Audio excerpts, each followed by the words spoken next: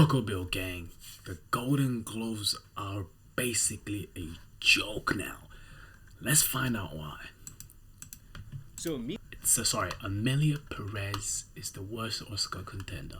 Let's go. Emilia Pérez I know that's just a movie won song, the award for Best Musical or Comedy at the Golden Globes. And all I have to say to the voters is... Boy, have you lost your mind, because I'll help you find it. It was a win that caused Challengers director Luca Guadagnino to literally stand up and walk out of the ceremony. Damn, maybe was he that just needed to use the bathroom, or maybe, just maybe, he too saw that Emilia Pérez is some of the shallowest Oscar bait we've seen this side of the 2020s. Bingo. Its entire inclusion in the award What's season the movie even is about? less on the merit of good storytelling and more the voters using it as a big Kamala. Damn. middle finger to the Trump ads that ran during this year's election cycle. But who doesn't like a film that I thought this was about movies a little and generates a Emmys few and that. spicy headlines? The attention would be far more warranted if Emilia Pérez on its own was actually a competent movie. Now this may shock you here. So it was trash? Hold on, but I usually don't go to movies just to see how well they stick it to a campaign slogan. Yet what I hate even more is a bad movie. And the Golden Globes, they forced my hand here. So now, let's dive into the inferno. For those who don't know, Emilia Pérez follows a Mexican drug kingpin who transitions and tries to build a new life for herself and for her family. Wait, what? Did I hear that properly? Am I tripping? Okay, hold on. All pretty poorly researched and half-assed. The director can't even be bothered to hire people who actually there is real want for people as well as Spanish, and it takes place all while pretentiously spewing just with the help of a lawyer.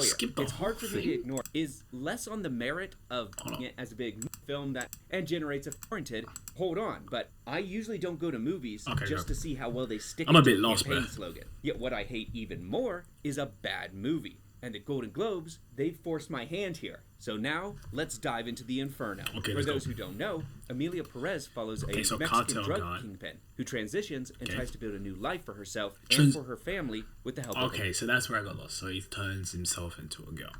lawyer. It's hard for me to ignore that this film really just to escape the cartel. We've got to just move country. Is trying to balance a lot of big hot button topics all at the same time. It's covering the Mexican drug cartels, it's covering illegal immigration into the United States from Mexico, and it's covering trans identity and rights. Director Jacques Ayudar is like a cartoon character trying to juggle a bunch of eggs and then they all end up falling on his face. Or at least they would if it wasn't for his circle of friends who are busy patting him on the back and congratulating him. Yo, is that? On turning people into topical props, all while pretentiously spewing just whatever this is all over the screen. I'd like to know about sex change operation. I see. From penis to vagina.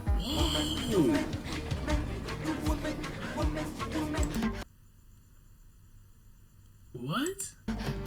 So much art. So much art. So this is a musical. Do you see it? Do you see the art happening? Emilia Pérez is a movie that's almost entirely in Spanish, and it takes place... Bro, what? This nigga's walking a dog, bro. What are they doing? Following a transgender woman, but it's directed by a French man who once said in a promotion, I don't need to study any of this. I already know what... Bro, I swear it's always French people pushing stuff like this.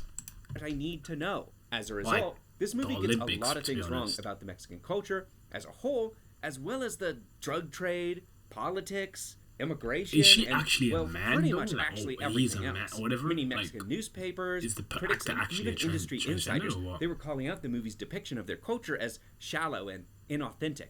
I mean, they showed that they love football. What more do you want from him? I don't know, maybe not depicting their entire culture as a violent hellscape and, having their entire nation stripped of its identity by some foreign director? Yeah, I'm sure that would be he's not even Mexican himself. There is real cartel violence in Mexico. Facts. This shouldn't surprise anyone. This remains a major issue for the country. In the hands of Udar, it is nothing but a means of shock value. In a place where real people are affected by rampant crime and people murdered or missing by hundreds, if not the thousands, he decides to create a main character who is a violent cartel boss who is absolved of all her crimes just because she transitioned. thus minimalizing any real-world violence. What? It's just kind of empty lip service. It's just like, oh, look at that. It's the little drug cartel kingpin. She's just a normal person. Please ignore all the bloodbath, murder, kidnapping, and destruction that was all enacted on her behalf. Nothing to see here. Everything about this setting is superficial and kind of surface level, all for this movie that's really trying to make Mexico a central... Wait, so... people actually watch this? So a cartel switches into a girl, and then now he's a good guy, has a kid? Bro, what? Patient and narrative factor. Its attempts to cover issues here are all pretty poorly researched and half-assed. The director can't even be bothered to hire people Hey! who act... Selena, I know that face. She may have gotten big. I know that as Selena. To hire people who actually speak the language. Zoe Saldana, fortunately for her, she got away better on this front. I think she did actually know some Spanish from when she was a kid, and then forgot it, and then had to relearn it. Does she come off as a fluent and Mexican native? Where I've seen her no, before. not really. But she was convincing enough for those Golden Globe voters who gave her the award for Best Supporting Actress. What? Of all the movies? I'm Mexican. Really? You know, this is all despite her character being this empty yes man who has no desire of her own outside of the first act and just becomes boring besties with a mass-murdering sociopath and treats it all like this is some big positive thing. She at least isn't on the same level of a disaster as Selena Gomez. Now, Gomez reportedly had accused of butchering Spanish in only a few short weeks to learn Spanish, and then proceeded to completely butcher the language both in conversation and in song. You know, as if they got her to sing in Spanish. If one wasn't enough. I can see why an actress would take a complex role that they may not be right for. Who doesn't want to challenge themselves in their career? But what I can't understand for the life of me is why a director would choose these actors for these roles. Now, just as an example, if I made a movie set in Kansas about a family of multi-generational farmers, I'd probably want to hire actors that actually, you know, spoke English fluently, given that they're supposed to have been here for a very long time. I can only imagine for native Spanish speakers that this is as distracting as if you made A River Runs Through It, yet for some reason Brad Pitt keeps speaking with a thick Australian accent the whole time, but he isn't Australian? Crikey, mate, there's a pretty big fish. Bro, it's crikey, that's a pretty big fish. We don't all speak like that, bro. Shiver me timbers, bro. We don't speak like that, mate. Come on, bro. Australians aren't that lame, bro. Nobody speaks like that. I am very good at accents. Maybe they'll give me a Golden Globe. Or you can give me a like and subscribe if you're enjoying this, if that didn't send you away right there. I'll Please, give you a like, though, take some time to pity the poor casting director, because apparently she had no choice but to cast English-speaking actors. Allegedly, she couldn't hire native-speaking actors because, to her, there were not enough good Mexican actors or actresses, you know, in the entire country. Yeah, I'm sure that one's gonna go over really well. The director, he lazily tries to justify Mexicans who can't speak Spanish by giving every single character non-native birthplaces. This was apparently shoehorned into the script last minute. The only conclusion I can draw is I don't think the makers could care less about correctly portraying this part of the world or its people. It was more about the optics of caring. Yeah, but Selena this movie is more popular. about the trans experience, you may be saying, giving voice to a minority group. Right now, I'm working on a video that covers 1919's Different from the Others, the first ever feature to openly feature gay characters, made in Germany at a time when the anti-gay laws there... In Germany? How did they put it on live TV? Meant that you could have been thrown in prison just for being gay. The film was trying to argue for decriminalization and against persecution. In Germany, why am I bringing this up? Because gay men and women at this time were actually shunned from society, so the movie, they really sought to humanize them with a larger part of the population. To get this right, they worked very closely with a famed sexologist at the time, Magnus Hirschfeld, who even got a writing credit for the screenplay. Hirschfeld was deeply embedded in these communities, both for his written works and his sociological studies. Different from the others, it faced protests, people trying to destroy the film, and later even the Nazi Party tried to hunt down every copy. Only one managed to survive. That's why we have it today, at least in part. So it didn't make the screen. Different from the others, put in that effort to be authentic in its subject matter, and took the time to get the genuine perspective from the community. The director here can't manage that level of effort. Not when he claims he already knows everything he needs to know. So, good for him, I guess. Trans actress Carla Sofia Gasson actually comes out of this thing looking probably the best out of everyone and gives probably the strongest performance. She's doing the best she can with the material. Oh, she is a provides trans. very Okay, little in the way of favors. Beyond the script that features poor pacing, bad character motivation, and a lack of just general research, what do you know? It turns out the trans community doesn't seem that fond of this film either, at least as far as I've been able to see. He treats transitioning like almost this death in rebirth. That Emilia's old self as Manitas. But it is, though. It is, Loki. Evil and violent. When she becomes Emilia, she is almost absolved of all these terrible crimes, reborn in a way. Oh, okay, maybe not in that way. Cause it makes it seem like you're trying to okay. I see. Maybe you got, yeah, you're right. My bad. My bad. Don't cancel me. I see what you mean, because it's not supposed to look as like you transition to become a good person all of a sudden, you know. You're still the same person.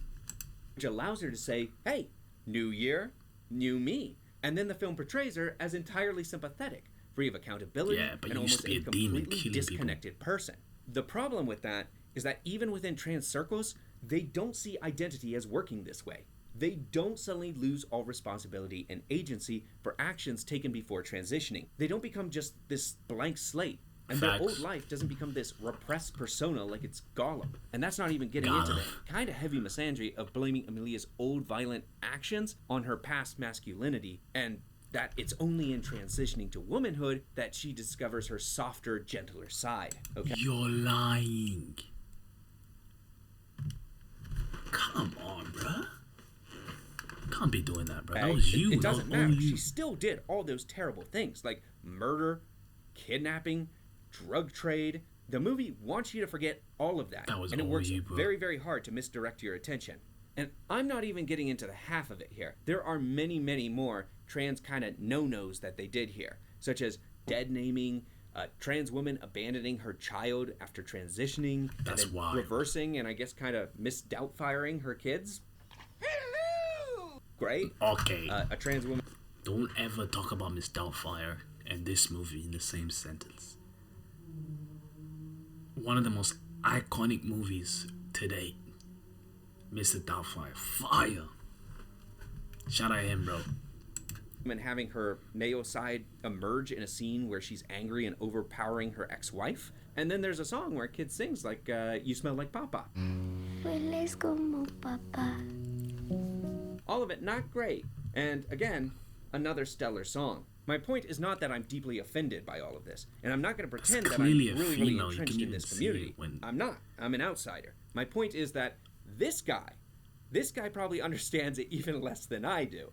And if the movie's clumsy attempts at understanding its own subject matter, that wasn't enough, this is a director who very clearly has been getting a little too high on his own supply.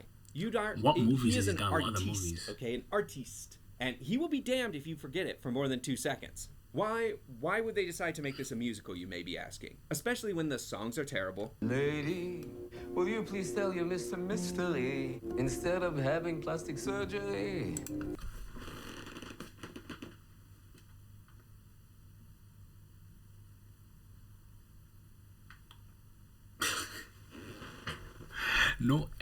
Oh my gosh, they sang about everything.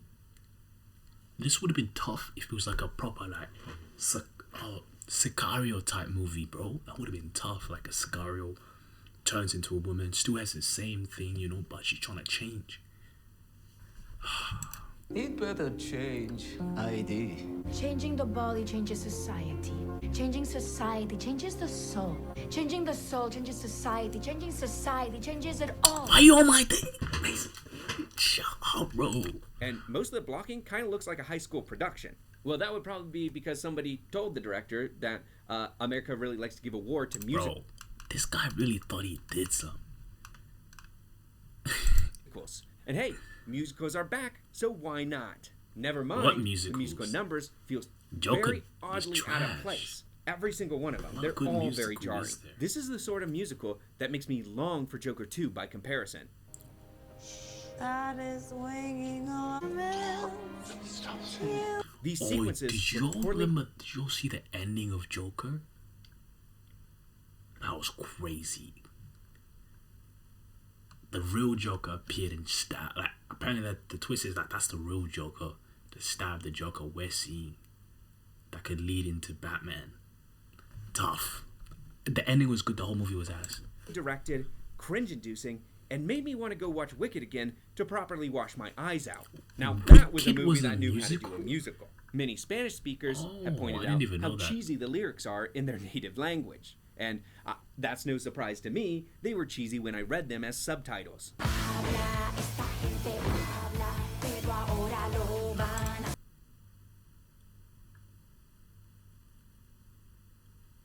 Bro, the music was... It gets even better, though. In Adding some Spanish? over-the-top, on-again, off-again, artsy-fartsy expressionism that makes wine drinkers in France and Napa Valley feel really cultured. Now you've got the makings of a movie that's excess in style and lacking in tonal cohesion.